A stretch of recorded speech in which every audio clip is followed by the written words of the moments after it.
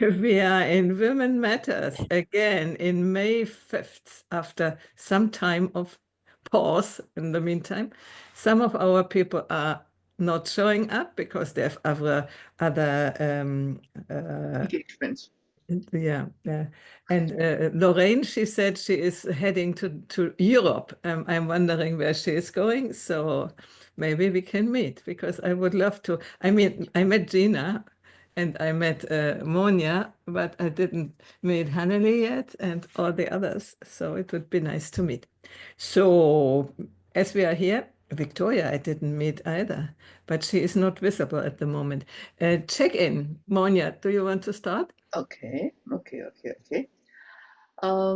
Yeah, I'm still recovering from my grandson's wedding, which was a terrific affair, and they planned it for 1 year ahead, and it was just unbelievable how many lovely details they created. And so, but it takes, I'm not used to it, but I managed.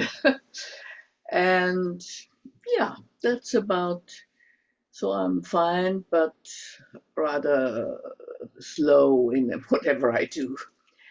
And I pass on to Hanneli. Thank you, Monia. Yeah, I'm Anlia. I'm in Cape Town, and I just came back from the 2-hour walk at the beach.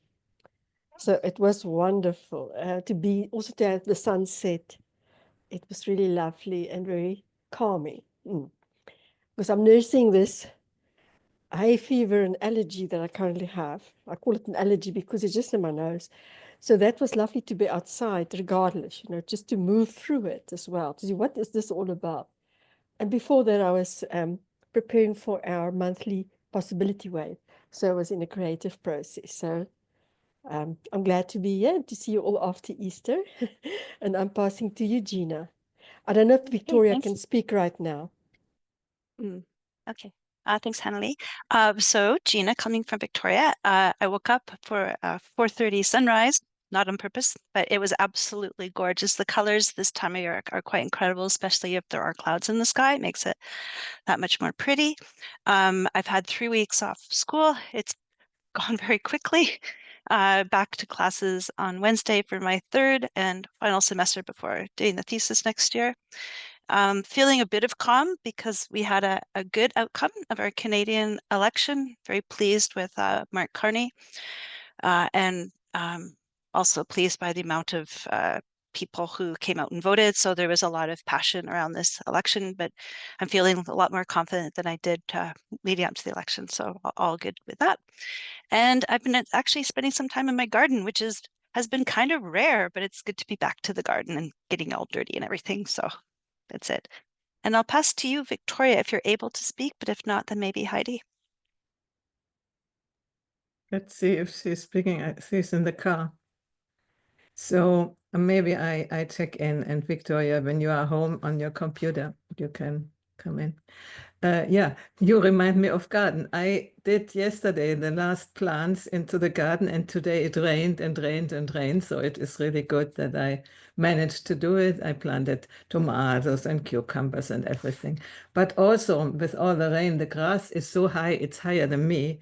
So I'm waiting for people to cut it, so because it's really amazing. I had a bit turbulent last, let's say, 4 weeks with people here, with a dog ill and things like that. So I'm now alone again, and I'm trying to recover and find myself back into my normal life, let's say.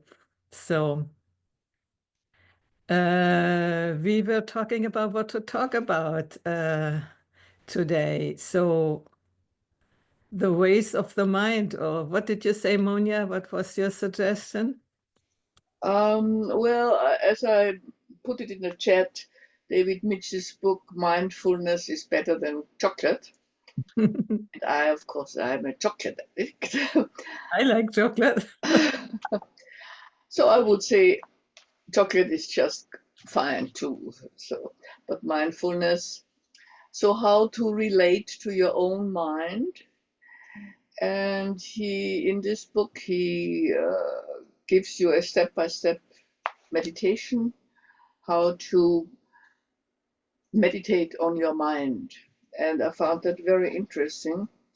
And I was wondering how we relate to our mind as such.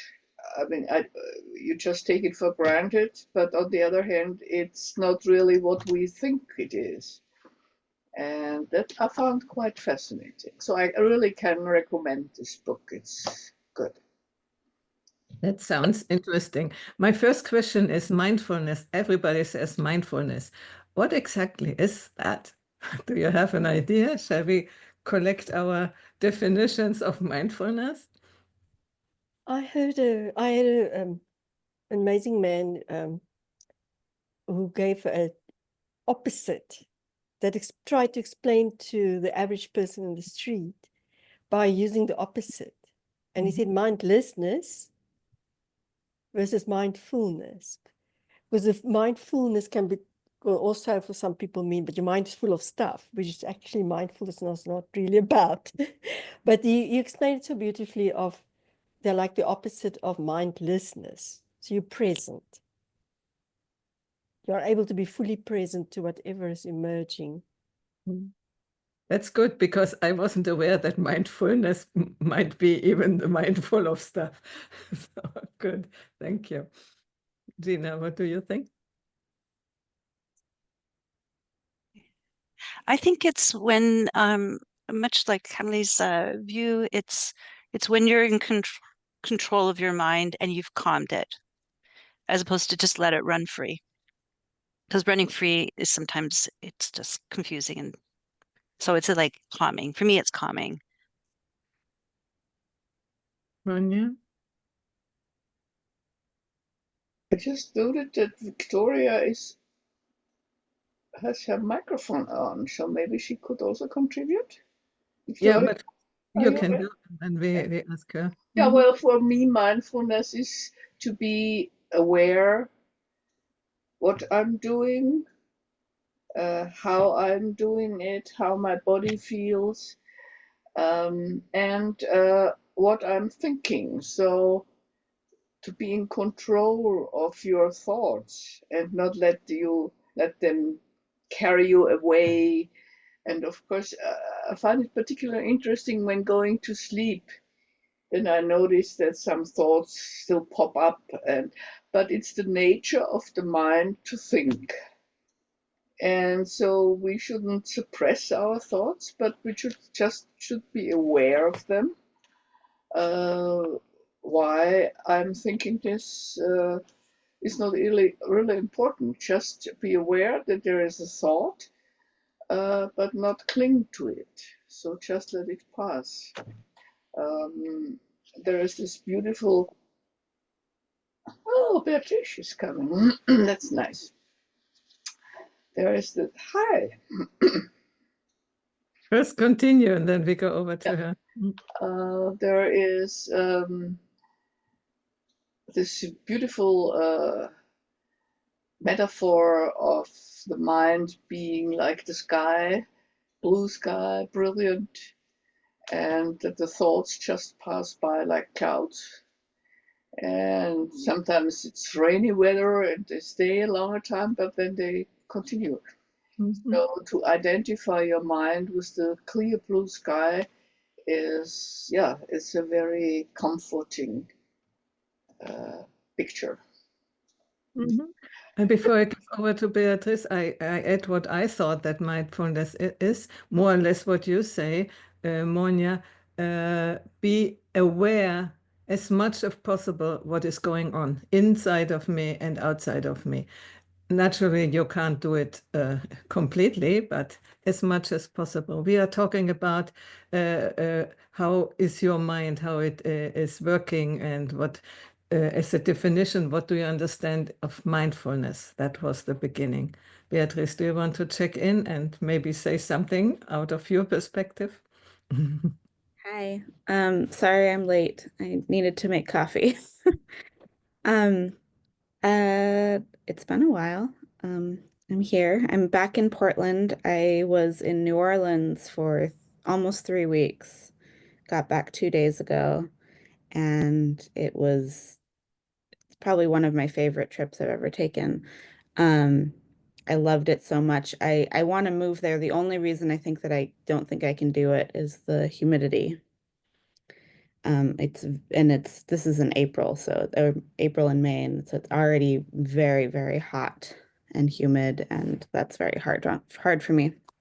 My mind gets very heavy when I'm in the humid weather, but there's so much music everywhere, all the time, all hours of the day and night, every street. Even this music on the street is amazing, and then every single bar and restaurant has live music. It's all excellent quality.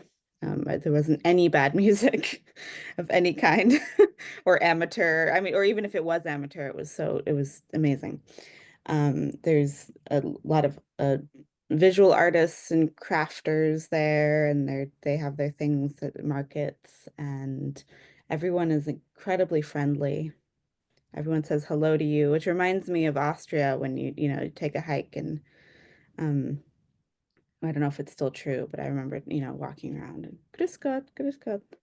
So I don't know, it's really lovely. And they genuinely want to say hello to you and get to know you. It's not fake or politeness. It's really just people being people, enjoying other people.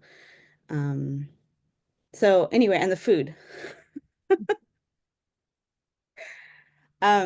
Music, nice people, good food. Who can ask for anything more? I'm doing well. I mean, I just got back and I don't go to back to work for another couple of weeks. So I'm settling back in and taking care of house things and catching up, and getting perspective on Portland. Because when you travel, I don't know, a nice thing about traveling is coming back and having new appreciation for where you live. The air here is so fresh and everything's so green, and there's a lot of things here that are different, but I definitely miss it. Mindfulness, I don't know. Yeah, I mean, what you said, Heidi, about being really aware of everything that your body is, what everything you're doing, all of your senses, I think, and not in an overwhelming way, but kind of in oh, my hands are touching the table right now, and my feet are touching the floor, and I see the sunshine outside, and etc. And being present to your current moment with all of your senses, I would say would be my definition of it. Thank you. Victoria, are you home? Can you chime in? Otherwise, we continue with how is your mind? You wrote in the chat, in transit. Oh, okay. So how you think your mind is operating? Are you comfortable with its ways, or do you want to change that? I mean, meditation, I think, was invented more or less to get influence on the mind. So if you want to have influence, you want to change something, probably. So I give it over to you.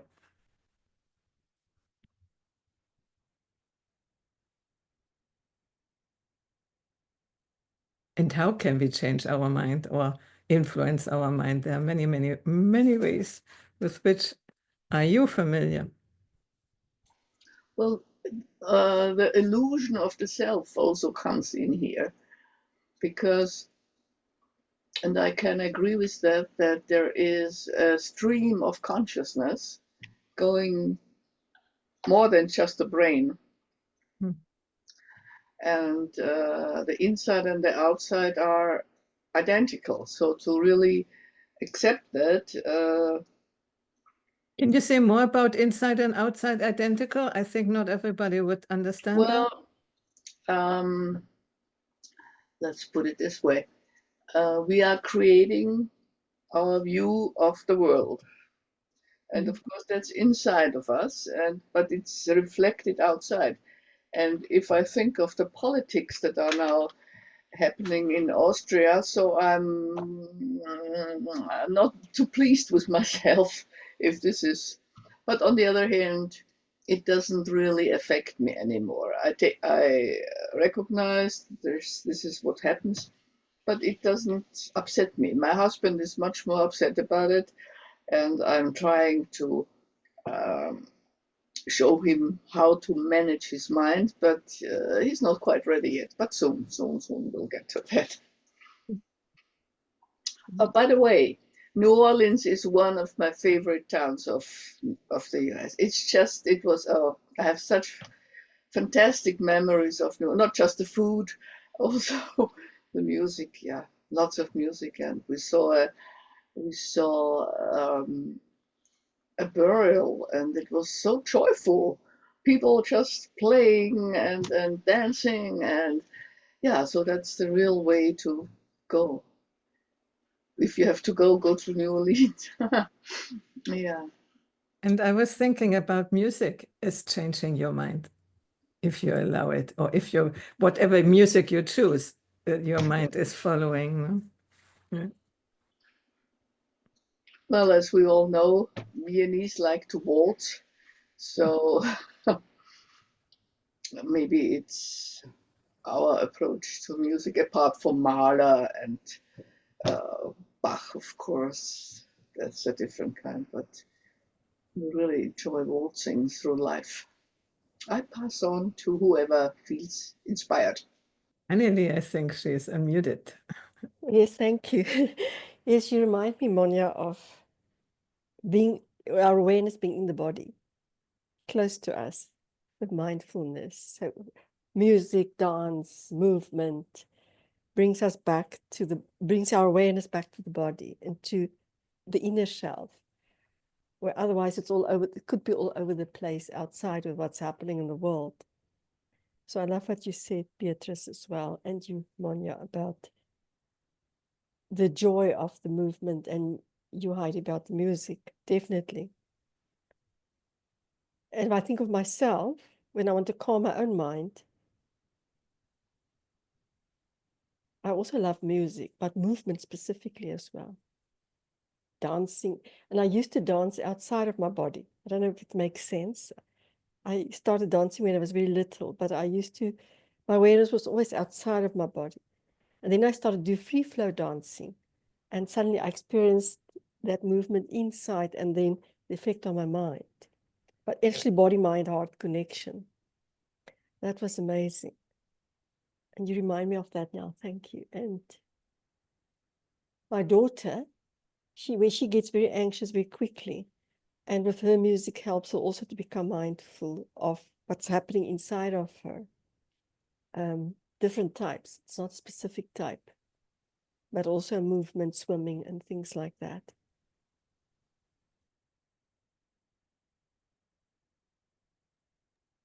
Yeah, I was gonna say something like that too, that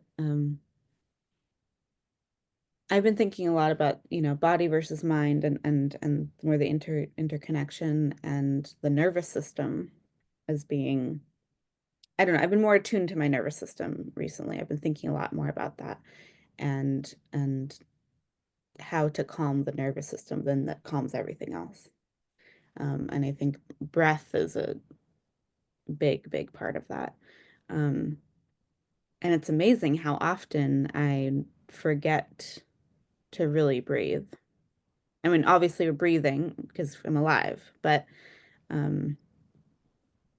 the power of just a single deep breath and things can feel better or feel less urgent or subtle. So I wanted to bring that up.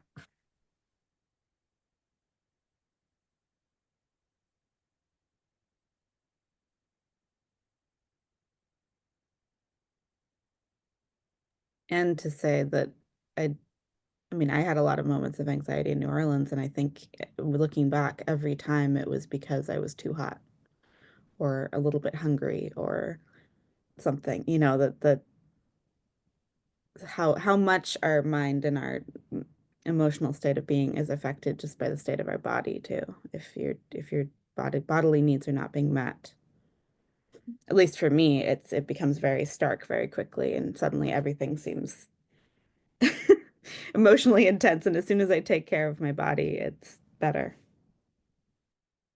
Yeah, I would like to add another thing. For me, it's very important, the outside atmosphere, let's say.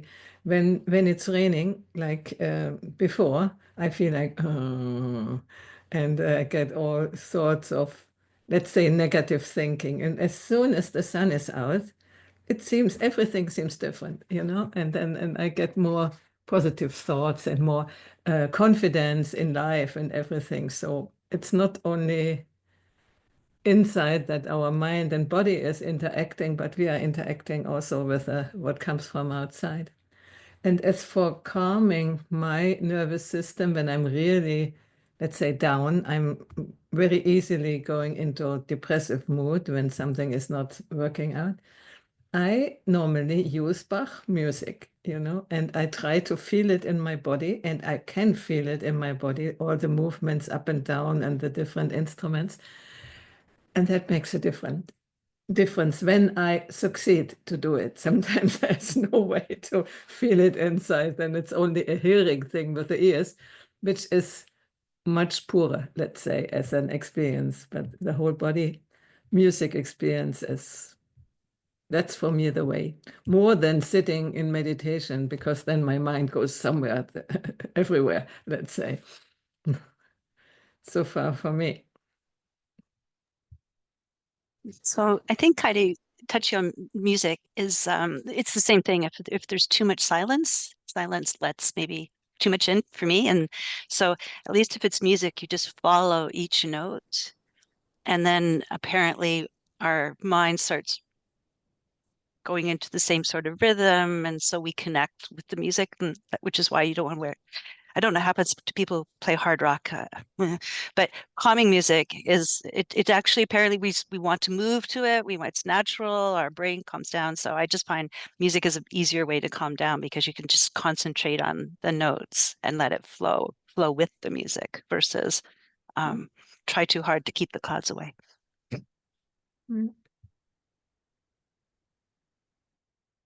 Gina, now that you say that as well, what comes up is look at music festivals. All the differences, which is created by the mind. It's not, that we can analyze and the likes, but people just come together in harmony. They're all different, and they dance and they sing. Even if they just sit watching a show, there's unity there. And the music creates that unity. And for me, that's a level of mindfulness. We are not really that different, our differences is something that we can celebrate. But there we come together and we move as one, so to speak. Strangers, it's just magical.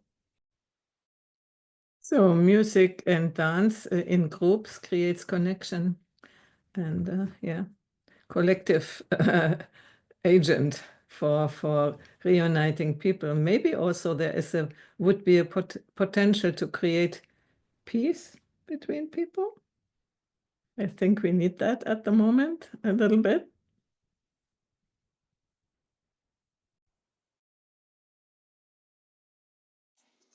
I'm wondering if we, since Heidi, you mentioned that your mind starts roaming.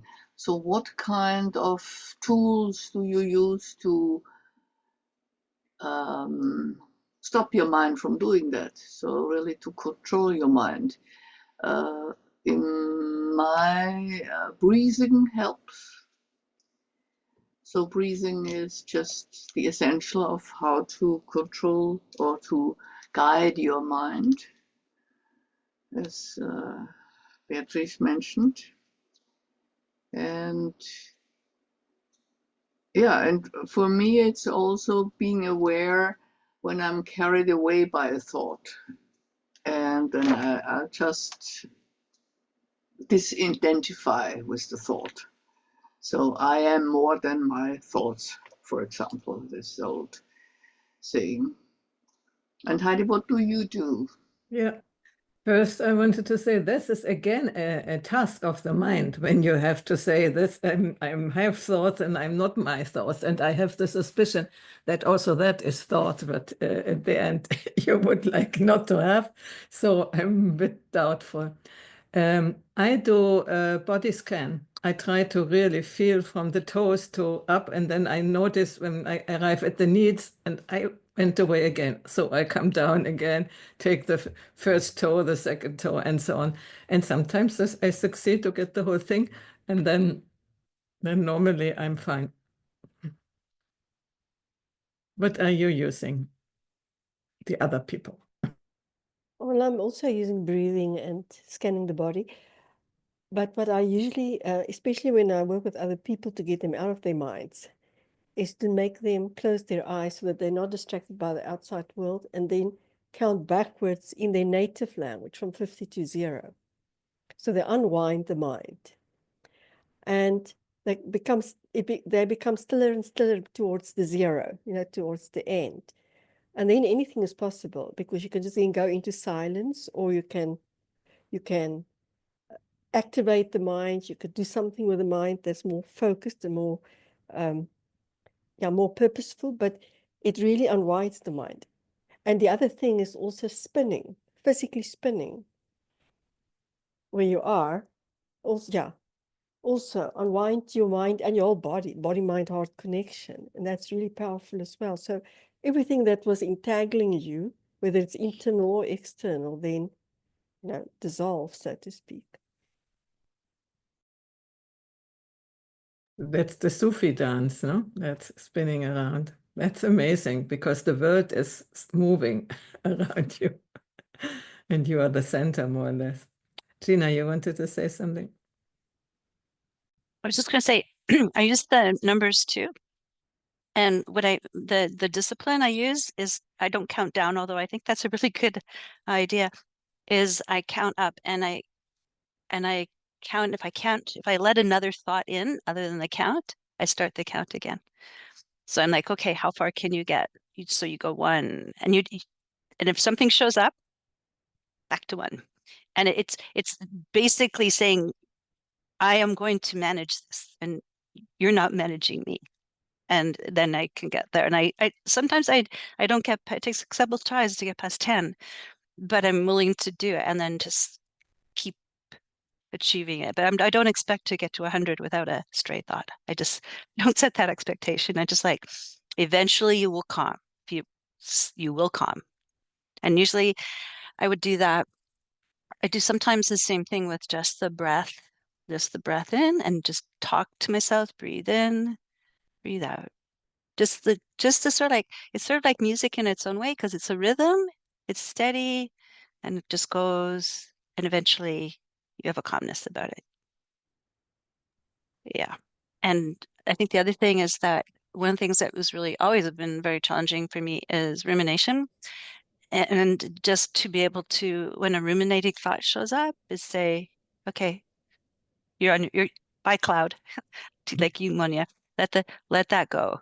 But there's no point. Nothing's changing by repeating something that is bothering you. So just let it go. And then I think, do you remember all the times you thought something was so important and you let it bother you? And do you even remember what those things were? Do they matter anymore? And if that's not working, I say, okay, you're a speck in the universe. You're spinning around a sun, and this isn't going to make any difference a week from now, 3 weeks from now, or maybe ever. So just let the thought go. It's just a thought. It's not an action, just a thought, let it go.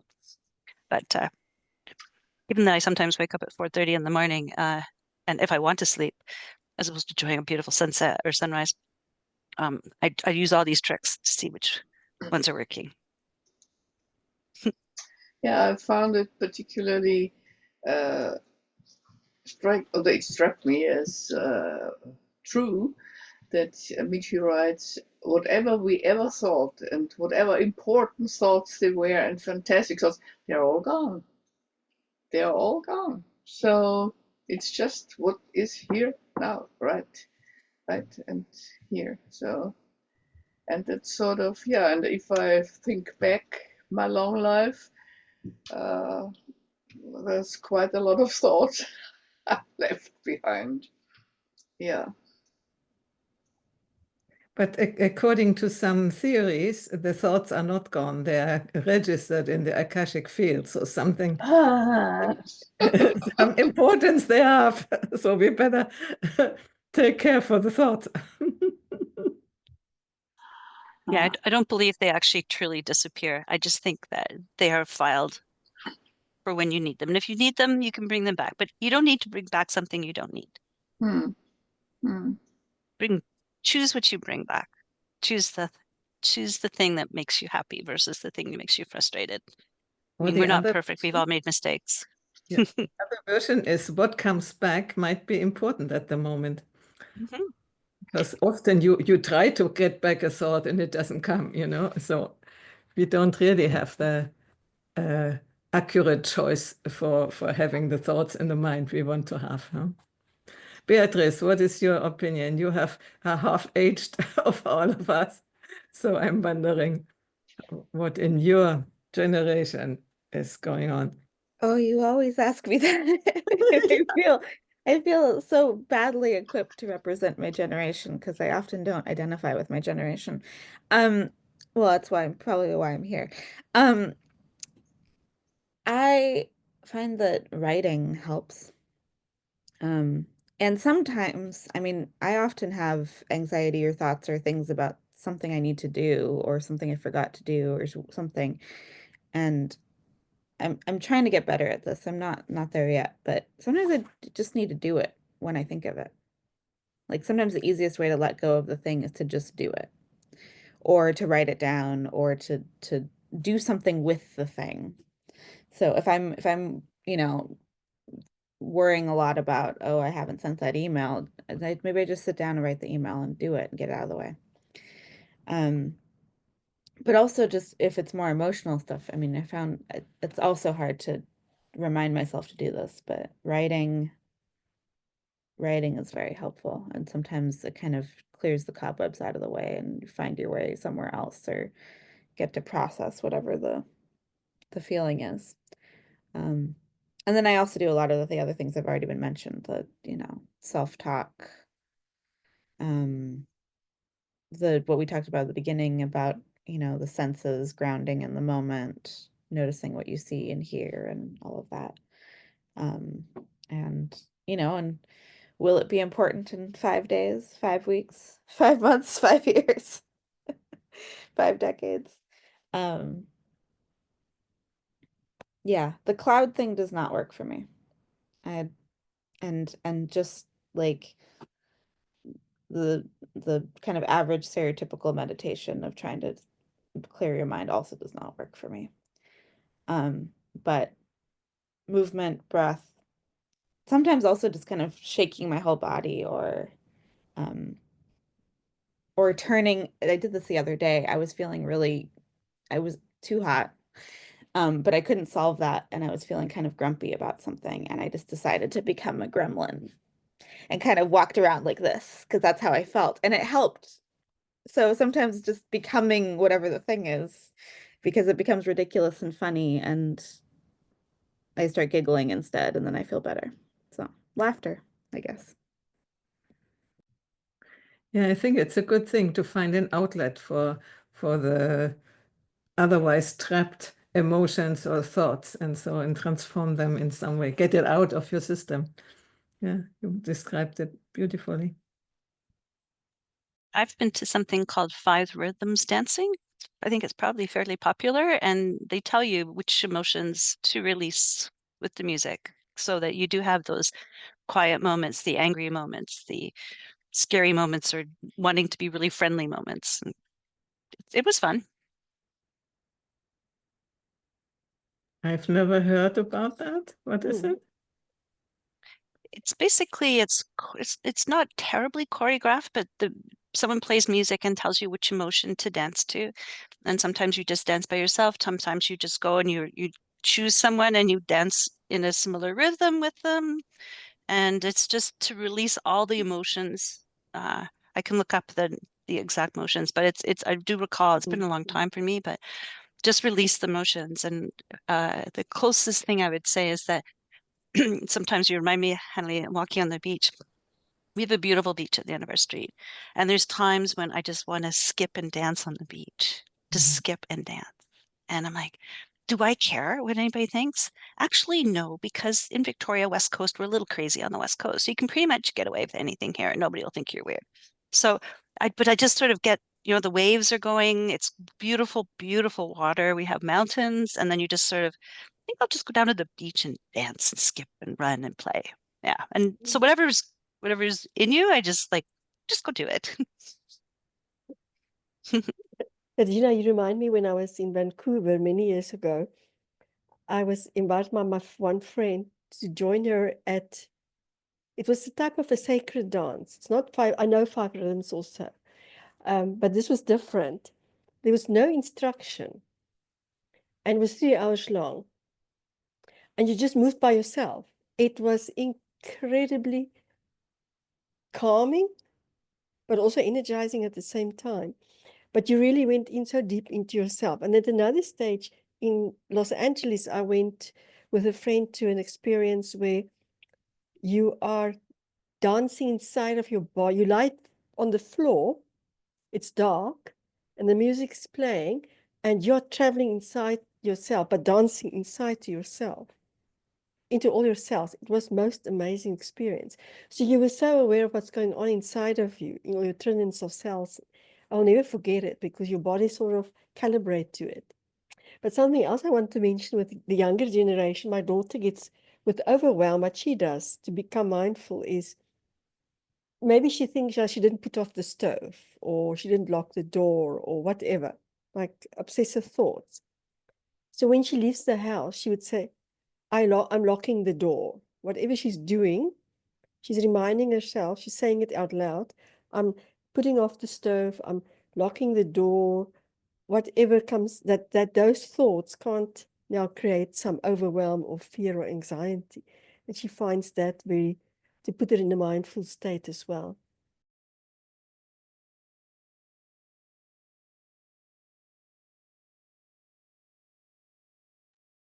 I don't know why this made me think of this, but when you said dancing inside of your body, I was reminded of I did a Alexander technique workshop, I don't know, last year. But one of the exercises we did, which was felt kind of fun and whimsical, was to be a little hiker on some surface of your body and to really notice, like as if your hand or your thigh or whatever surface you're choosing was this terrain, and to hike along and feel, oh, here's the cavern that has the lake, and here it's a little bit more textured, and what does that feel like? And it totally shifts the perspective because suddenly you're viewing that part of your body as some other place, and getting this kind of perspective shift of really the big and the small. And I don't know, I really enjoyed that. I thought it was very beautiful. And yeah, shifting perspective, I think there's other ways to do that, but if you can zoom in and zoom out, that's helpful too.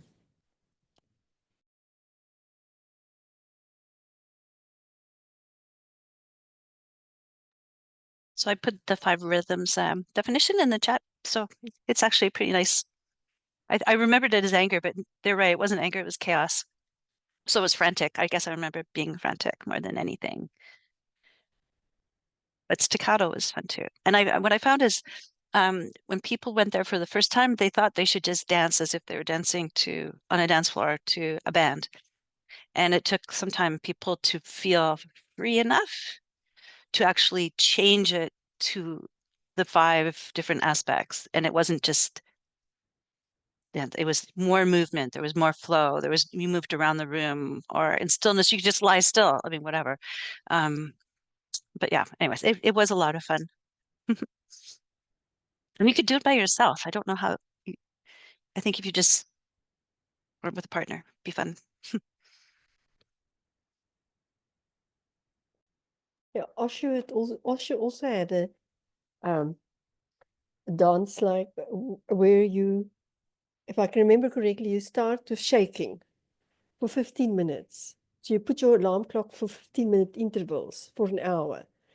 And then the first 15 minutes without music, you just start shaking your body. And at some stage, your body begins to shake itself. It's the same like with five rhythms. You're not thinking it anymore. The body's just doing it. Then the next 15 minutes is you put on soft music and you just move freely through the room. And then the next 15 minutes, you sit down comfortably, nothing to do, nowhere to go to, and you just sit. And if thoughts come, you just let them go, like with the cloud thing. But at that stage, you say out of your mind, you don't think anymore. You're inside in your body. And in the last 15 minutes, you lie down and you close your eyes and you can fall asleep. It's okay. But then you are in such a calm state because the body was releasing all the tension, supporting the nervous system, but you were also supporting the mind. But it's wonderful that when that switch comes, where you shaking your body and the body starts shaking itself. It's an amazing feeling. It's very liberating. That's great that you are able to do that. I tried it with 5 minutes and it was so long and I never reached this point of that the body moves itself because I'm not a movement type. So I have to work to move. There are quite interesting facts about the 5 rhythms, and it relates to childhood, puberty, mature life, and death. So the stillness finally is death, and yeah, I'm sure there will be more to be found on YouTube or wherever. Quite interesting. Thank you, Gina, for mentioning it.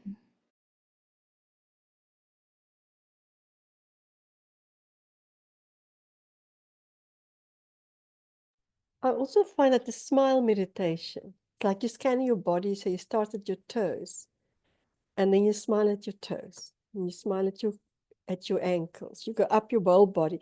You smile at every single part of your body.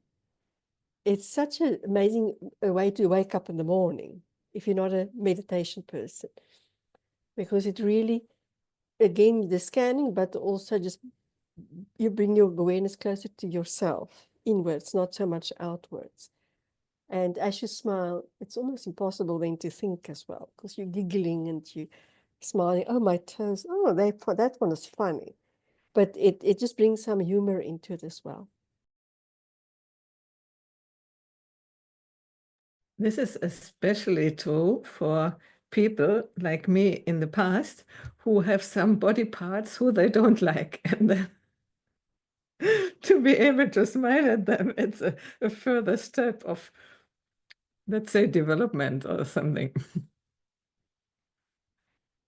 For instance, bellies, no? Well, I think one of the things when I think about body is the miracle of healing that we have.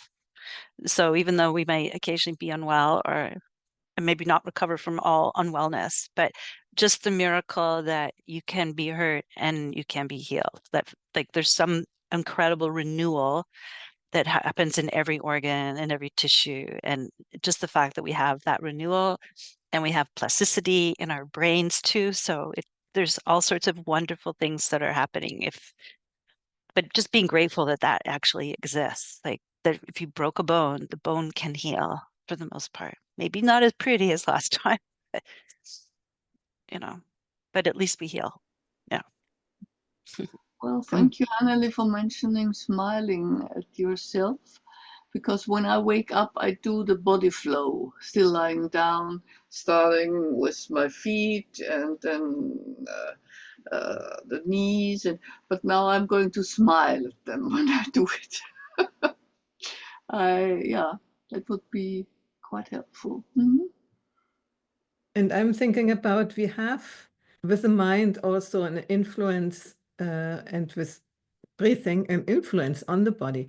I often have sort of a high heartbeat. And then when I breathe 3-4 times and slow out breath, normally it normalizes. So we are not totally impotent to when I once told that to a heart doctor where to do a checkup, they just dismissed it. That's stupid. You cannot, the heart is doing, you need to have medicine maybe. And I said, I won't. So they just don't know that you can influence your body. And not only the heart, but probably also other parts, but the heart is more obvious. I don't know how my liver responds, but the heart you can feel immediately. Yeah, you remind me now when I was burned in 2022, my face. It was that moment in ER where everything shifted, when I realized, but I can write, I can speak, it's okay, you know. But it was like that self-responsibility suddenly changed everything. The healing process then was a miracle because of that. But there was something else that came up as well as she was sharing, that is, yes, Gina, this incredible power of ours to heal ourselves.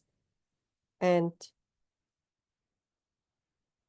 as I'm sharing it with you, all my cells suddenly starts to vibrate. It's the one that's linked to the vibration. This is one that I wanted to share as well, is a joy meditation.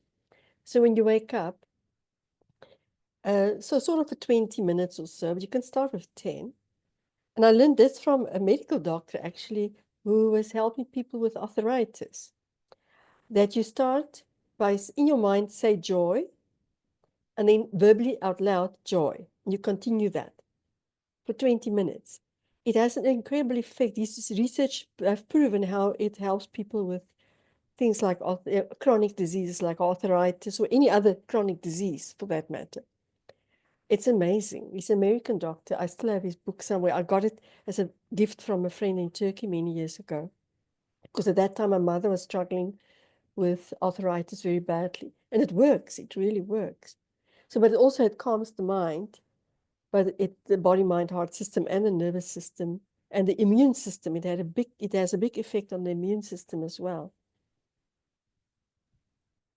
And I wanted to add, Hanneli, it was 22, I think, we did an interview on your healing journey. It was really amazing in short time how it healed. So who is interested can look up in thewisdomfactory.net and search for Hanneli Venuta.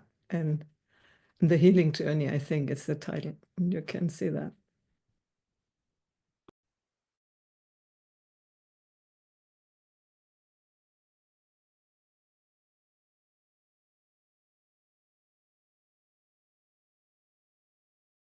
I was wondering, Heidi, you have so many interesting interviews. Maybe you could send a list around, or how do you promote yourself?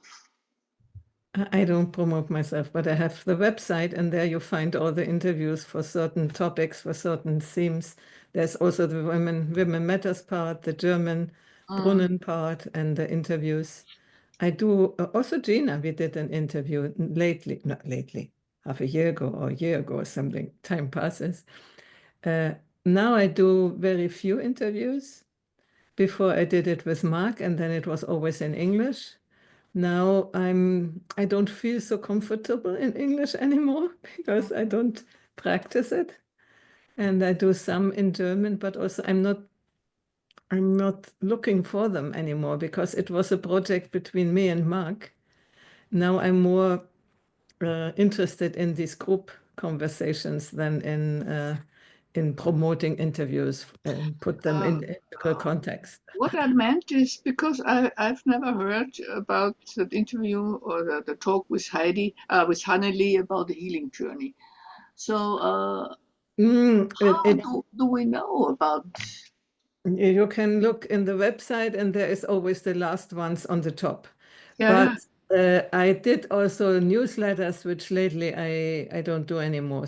For about 2 years, I don't do that anymore.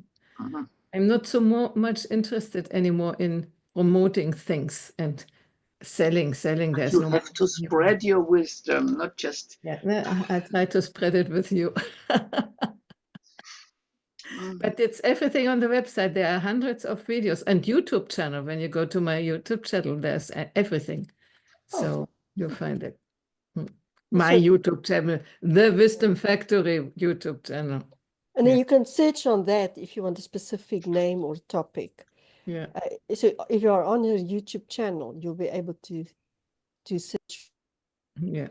And also on the website is search function. So, and normally I wrote articles. Now with AI, I write a little bit, but then I put also the transcript and the summaries, which AI gives me, so people can only watch the parts which they want to watch, and but still there is some videos which are watched quite a bit, some only 30, 40 people, but I'm fine with that. I mean, who wants to find me or us finds us, so I'm ever more believing in the miracle ways of the universe, and so. Well, that reminds me of somebody praying to God, let me win in the lottery, let me have the jackpot. And God finally says, well, you have to buy a ticket. So, yeah. Yeah, it It's always depends. a different level of the same event, and we have to be aware of that as well. I'm not interested in fame. I'm interested in deep conversation. And if somebody wants to take profit or take not advantage, then how do you say that? Take if it helps to somebody to watch it, then I'm fine. But it's not my first intent to be missionary or something like that for other people. So, and I enjoy our conversations and the other groups, because this is co-creative. Things come up, which for me, if I should write a piece or something, I would never think about all these things which you contribute. Beatrice, you use Yes. the last few minutes to be here with us, because who knows when the next time you'll be here.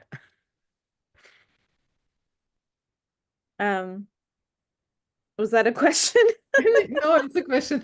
It's an invitation to share what you want to share about consciousness or whatever. Oh, I don't know. It is true that unfortunately, often I can't join because it's right during my commute to work. So I do miss everybody. It's lovely to pop in occasionally. Yeah.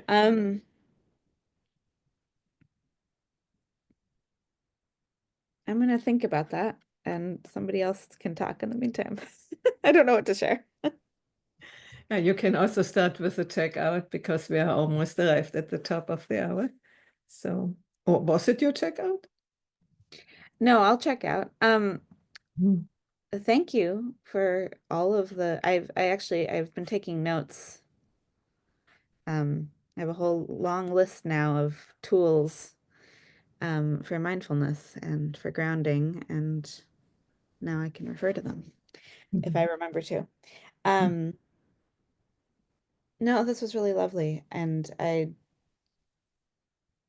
it's the more I have these conversations, the more I think about it, the more I try practice things, the more I remember to do it, and the easier it gets. So it's you can take all of the classes in the world or think about all of these things, but if you don't practice them, they're not in your body, and when you need them, they won't be there. And it's because it's so easy to get, when you're heightened, to forget everything you know. So that's my reminder to myself and to everyone that if there's a practice that you know has worked for you, just keep practicing it, so that it shows up when you need it. Yeah, breath has been a big thing for me, and paying attention to my nervous system, but also, if there's sharing with people in your life about what your practice is. I've also had, Galen remind me of some things when I'm feeling heightened, and or my coworker Jamie reminding me, or it's nice to have community around it too. If you're with someone and that's the moment that you're feeling anxious, or and the person says, "Have you remembered to breathe? Have you had water lately? Are you thirsty?" Um, so, yeah, I'm happy. I mean, I just came back from a wonderful vacation, so of course I'm happy. But in general, I'm happy. So that's my report to everybody, is that I'm happy. And despite, there's all kinds of chaos in the world, but trying to find joy and connection and meaning in the ways that, the people I'm interacting with and the things I'm doing with my life. So that's my checkout. Should I pass it to someone specific? Okay. Are you? Hanley. I felt that coming. Thank you, Beatrice. That was lovely. I don't think I even need words after all of that. I'd rather share what my body is feeling. There's a lightness, but also some excitement after what you just shared. Like the synthesis of everything. It brings lightness and joy and, yeah, lightness and joy. I'll pass to you, Gina. And I felt that coming too. And we're so simpatico. What a riot. I love this group. I would just say it's really nice to stay away from, like, we're very close, but we just push all the problems of the world out so that we are regrounding and having some more confidence in our ability to regulate. So just talking about the things we can control, the different ways we do that, I found that really helpful as I was getting a little anxious about going back to school, but just because I enjoy relaxing more than working that hard, but it's okay. And I'm gonna try really hard to keep coming. It's just that, yeah, you're just reminding me to take a lot more care. So I appreciate how grounding this group was today. So thank you. And I will pass to you, Monia. Yeah, I felt that coming too. I was just, when Beatrice mentioned practice, it takes a lot of practice to regain your mindfulness in a situation of crisis. Because a friend of mine somebody tried to burglar their apartment and he was not there, but he got a phone call from his wife, and when he came home, his laptop wasn't there, and he was sure he had put it in front of the entrance of his apartment. And when he told us, it can't be. He's up in the 5th floor, and nobody goes up there just to steal your. So he went back to the garden where he had stayed, and there was the laptop. But he had completely, because he was so upset about this burglar, and it must have been really because he broke up a garden door, and so it was really a difficult situation for his wife, and she was obviously home alone. Anyway, and he practices a lot, but yeah. So the next time there is a crisis, I will try to be very much mindful. This is what I really intend to. That's my checkout, Heidi. Yeah, thank you. This is a good reminder, but I find it particularly difficult when you're in your emotions, in the stream of emotions, to remember anything. So, yeah, we can make this in intention, but if it works, then we will see next time.